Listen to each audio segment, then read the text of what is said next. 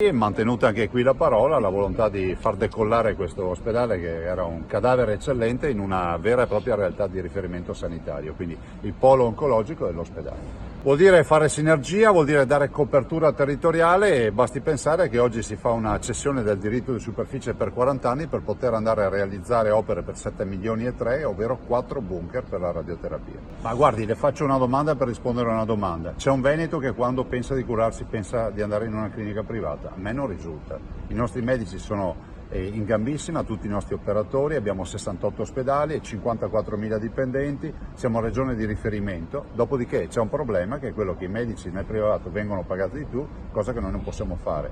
L'altro problema è che non ci sono più medici. Guardi, lo IOV resta a Padova e non si discute di questo, però è giusto che abbia anche delle antenne importanti, dei presidi importanti come questo, in un territorio molto distante. Tra l'altro un territorio che verrà servito dalla nuova Pedemontana Veneta, un servizio accessorio che si darà a tutta la popolazione e a tutta la comunità. Ma guardi, io capisco l'inquietudine dei cittadini, la capisco fino in fondo, però poi bisogna anche guardare l'operato della persona, insomma, ogni volta che si mette in mano un ospedale non può esserci un comitato che dice che vogliamo chiudere tutto. L'abbiamo vissuto con Cortina, l'abbiamo vissuto con Castelfranco, l'abbiamo vissuto anche con altri presidi. Anche la semplice manutenzione oggi è un problema, perché c'è qualcuno che va a dire in giro che vogliamo chiudere il reparto. La verità è che noi abbiamo ereditato questa sanità nel 2010 e l'abbiamo portata avanti senza aver chiuso ospedali, anzi riqualificando e investendo molto di più.